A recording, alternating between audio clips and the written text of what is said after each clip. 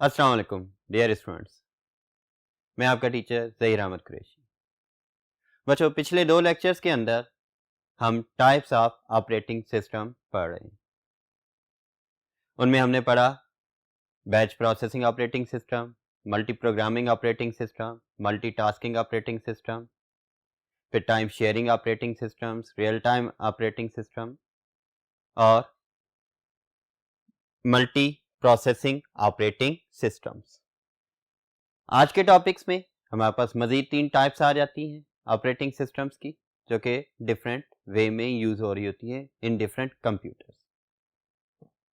आज हम डिस्कस करेंगे parallel processing operating system, distributed operating system and embedded operating system. बच्चों, पिछला लेक्चर आपने सुना और उसके अंदर हमने मल्टी प्रोसेसर ऑपरेटिंग सिस्टम की बात की थी। मल्टी प्रोसेसर ऑपरेटिंग सिस्टम ऐसे कंप्यूटर सिस्टम्स में यूज हो रहे थे जिसके अंदर एक से ज्यादा प्रोसेसर्स मौजूद थे, लेकिन वो मल्टी प्रोसेसर थे और उनमें जो मेमोरी है और जो बसेस हैं एंड इवन पेरिफेरल डिवाइसेस भी कॉमन थी। एक ही मेमोरी को यूज कर रहे होते थे सारे के सारे प्रोसेसर्स, और उन प्रोसेसर्स के जरिए से डिफरेंट ऑपरेशंस परफॉर्म किए जाते थे।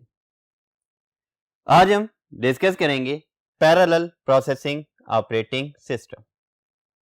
इसमें और मल्टी प्रोसेसर ऑपरेटिंग सिस्टम में फर्क ये है कि वो सेम रिसोर्सेज को यूज कर रहा होता था, लेकिन इसके अंदर हमारे पास पैरेलल प्रोसेसिंग के साथ साथ रिसोर्सेज भी पैरेलल वे में यूज हो रही होती है।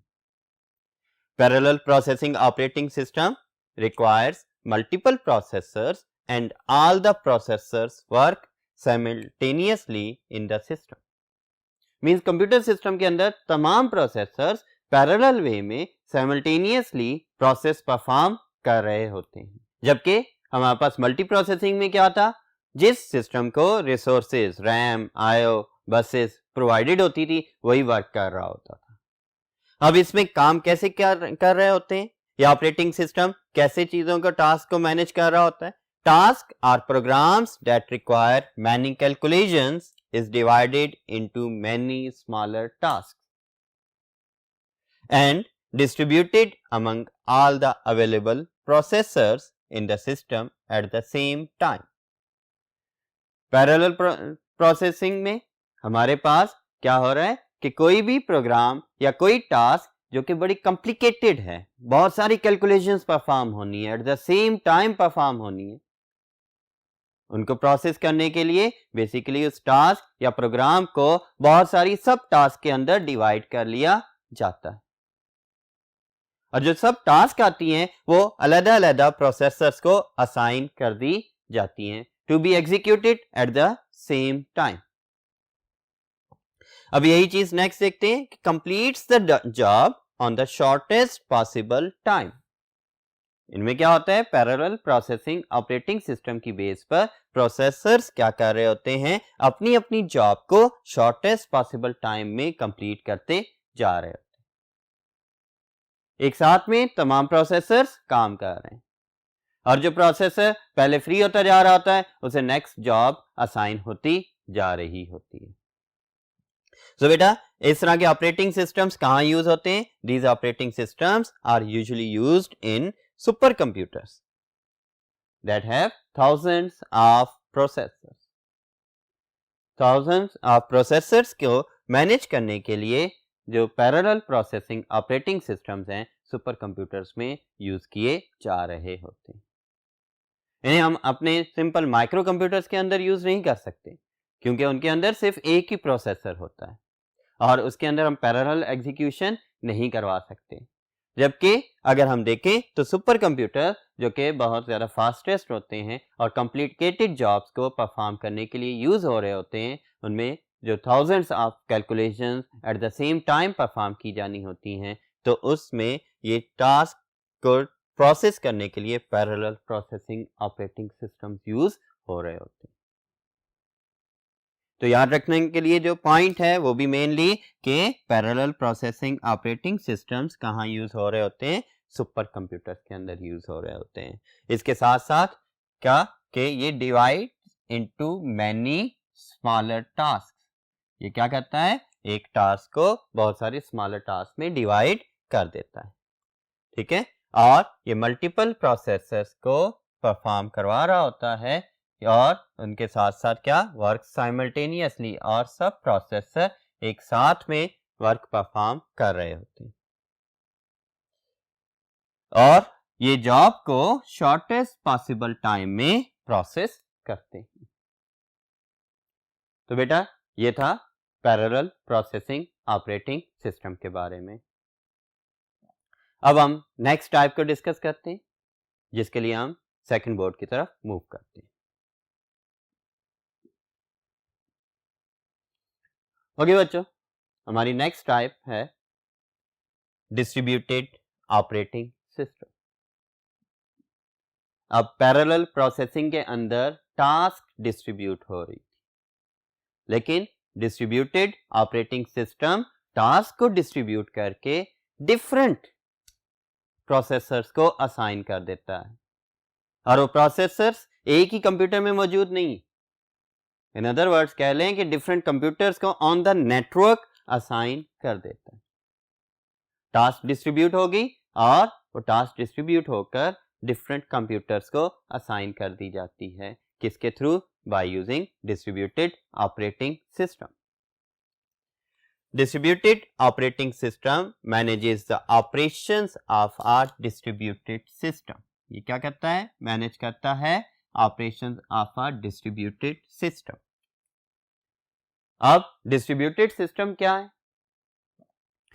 ऐसे नेटवर्क सिस्टम्स जिनके अंदर टास्क तो डिफरेंट कंप्यूटर्स पर परफॉर्म हो रही होती है, लेकिन यूजर को शो ये होता है कि वो टास्क एक ही कंप्यूटर से एक ही जगह से प्रोसेस हो रही है।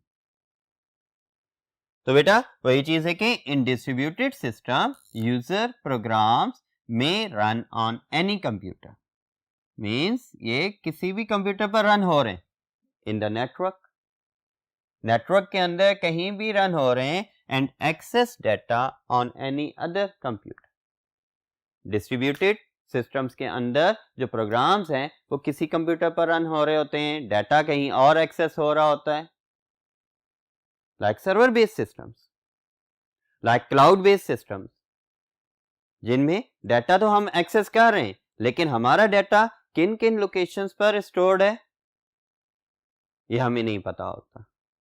इसी तरह से हम क्लाउड बेस्ड प्रोसेसिंग कर रहे होते हैं, क्लाउड बेस्ड प्रोसेसिंग के अंदर हम क्लाउड प्रोसेसर्स को एक्सेस कर रहे होते हैं। वो प्रोसेसर कोई एक स्पेसिफिक प्रोसेसर नहीं होता, पता नहीं कितने थाउजेंड्स ऑफ प्रोसेसर से मिलकर हमें प्रोसेसिंग की फैसिलिटी दी जा रही होती है बाय यूजिंग क्लाउड्स। तो इनमें क्या किया जा रहा होता है, वर्किंग को, प्रोसेसिंग को डिस्ट्रीब्यूट कर दिया जाता है in the network on different computers. The users of distributed system do not know on which computer their programs are running. अभी आपको बताया और वही पॉइंट कि यूजर्स को नहीं पता होता कि कौन से कंप्यूटर पर किस पोजीशन में कौन से सिस्टम में आपके प्रोग्राम रन हो रहे हैं। ये क्या करता है, ये ऑटोमेटिकली बैलेंसेस द लोड, जो लोड है वो ऑटोमेटिकली बैलेंस कर रहा होता है on different computers in the network. अब डिस्ट्रीब्यूटेड ऑपरेटिंग सिस्टम ने क्या करना है, कोई टास्क आई उसको डिस्ट्रीब्यूट करना है डिफरेंट सब टास्क में, और on the network different computers को उन टास्क को असाइन कर देना है और बैलेंस करना है उनकी वर्किंग को in the network and provides fast execution of application software. और फास्ट एग्जीक्यूशन प्रोवाइड कर रहा होता है एप्लीकेशन सॉफ्टवेयर। जितने भी क्लाउड बेस्ड सिस्टम्स हैं, जितने भी आपके पास नेटवर्क बेस्ड एप्लीकेशंस हैं जिनके लिए हमें नेटवर्क की ज़रूरत होती है, या फिर जितने भी हमारे पास ऑनलाइन गेम्स या ऑनलाइन एप्लीकेशंस हैं जो हम अपने कंप्यूटर पर इंस्टॉल नहीं करते, अपने मोबाइल्स में इंस्टॉल नहीं करते, हम थ्रू वेब उन्हें एक्सेस करते हैं और प्रोसेसिंग परफॉर्म कर रहे होते हैं, वो सारी की सारी बैकएंड के ऊपर डिस्ट्रीब्यूटेड टेक्निक यूज कर रही होती है। तो बेटा ये था आपके पास डिस्ट्रीब्यूटेड ऑपरेटिंग सिस्टम के हवाले से, जो कि नेटवर्क्स के अंदर बड़ा एफिशिएंटली काम कर रहा होता है। लाजमी नहीं है कि हर नेटवर्क के पीछे एक ही सर्वर हो, नेटवर्क में मल्टीपल सर्वर भी हो सकते हैं, एक से ज्यादा प्रॉक्सी सर्वर्स वगैरह भी हो सकते हैं, और वो फिर कैसे काम कर रहे होते हैं, वो एक दूसरे के साथ डिस्ट्रीब्यूटेड वे में काम कर रहे होते हैं, और उन सबको मैनेज करने के लिए जो ऑपरेटिंग सिस्टम यूज हो रहा होता है वो डिस्ट्रीब्यूटेड ऑपरेटिंग सिस्टम होता है।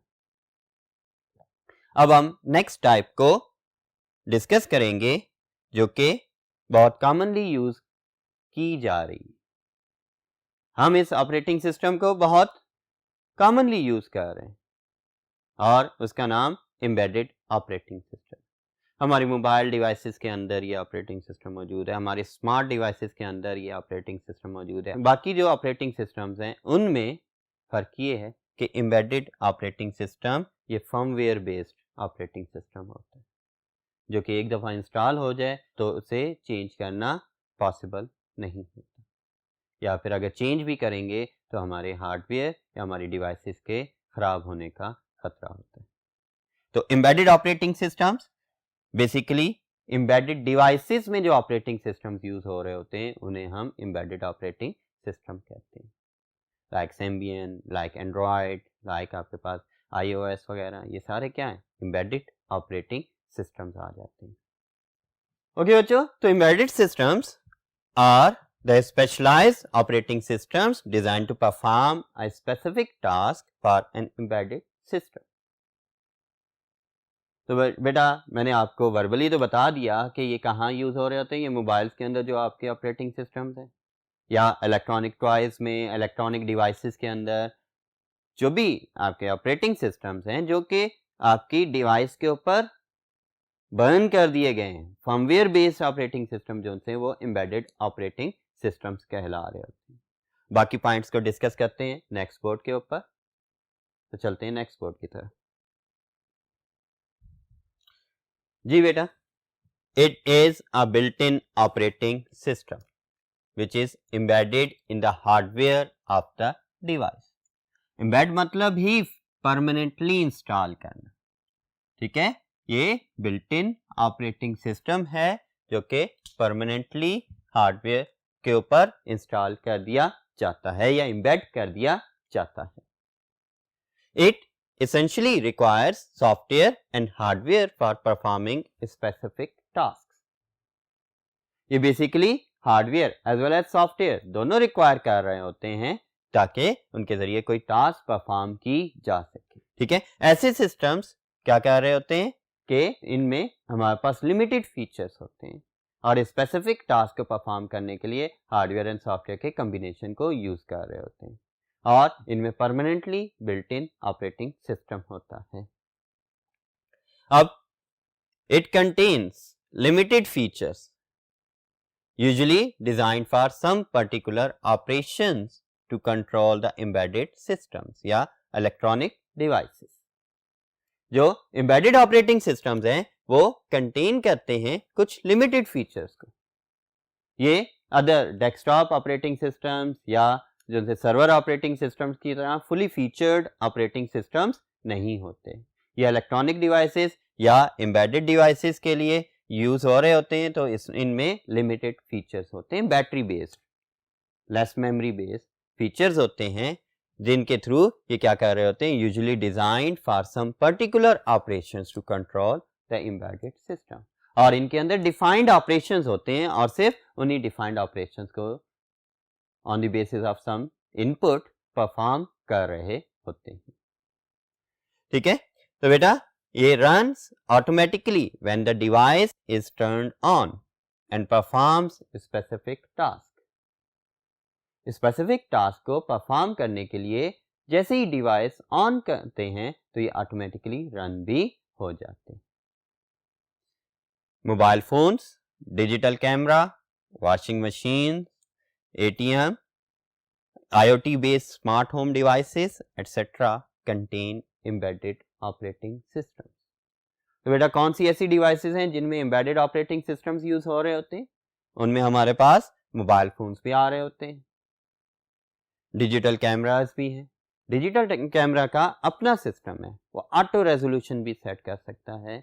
उसके अंदर मजीद ऐसे ऑपरेशंस होते हैं कि जी वो क्या कहता है, आपकी पिक्चर्स को ऑटो एडजस्ट कर रहा होता है। तो किस बेस पर कर रहा होता है, कोई ना कोई उसके अंदर मैकेनिज्म या सॉफ्टवेयर या कोई सिस्टम इंस्टॉल्ड होता है। वो बेसिकली ऑपरेटिंग सिस्टम ही होता है जो उसे मैनेज कर रहा होता है, इंस्ट्रक्शन दे रहा होता है। वो भी क्या है, एम्बेडेड ऑपरेटिंग सिस्टम है। In the same way washing machine, आजकल इलेक्ट्रॉनिक वॉशिंग मशीन आई हुई जो ऑटोमेटिकली तमाम ऑपरेशंस को परफॉर्म कर रही होती हैं। ठीक है, इन वे एटीएम मशीन है, एटीएम भी ऑटो ऑपरेटेबल मशीन होती है जिसके थ्रू डिफरेंट ऑपरेशंस परफॉर्म किए जाते हैं। IoT based smart home devices, IoT based या आईओटी सिस्टम्स ऐसे सिस्टम्स जिनमें हम डिफरेंट ऑपरेशंस को परफॉर्म कर सकते हैं using network, like smart home की एग्जांपल आपने फर्स्ट ईयर में पढ़ी थी आईओटी सिस्टम्स के साथ। तो ऐसे घर जिनके अंदर हम लाइट्स को, फैंस को या जितनी भी अप्लायंसेस हैं उन्हें मोबाइल कंट्रोल्ड वे में मैनेज कर सकते हैं। अगर हम घर पर नहीं भी हैं, हम कहीं से उन्हें एक्सेस कर सकते हैं और एक्सेस करके उनके ऊपर ऑपरेशन परफॉर्म कर सकते हैं। लाइट्स ऑन कर सकते हैं, लाइट्स ऑफ कर सकते हैं, या जी हम एसी ऑन ऑफ कर सकते हैं। डिफरेंट हमारे पास ऑपरेशन हैं।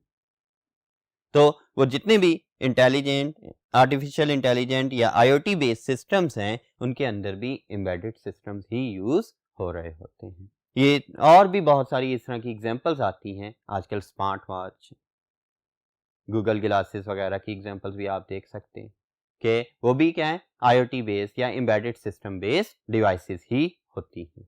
जी बच्चों, तो ये था आज का लेक्चर जिसमें हमने further types of operating system discuss की। आज के लेक्चर के साथ टाइप्स ऑफ ऑपरेटिंग सिस्टम का टॉपिक एंड होता है। हमने आज के लेक्चर और पिछले 2 लेक्चर्स में टाइप्स को डिस्कस किया है।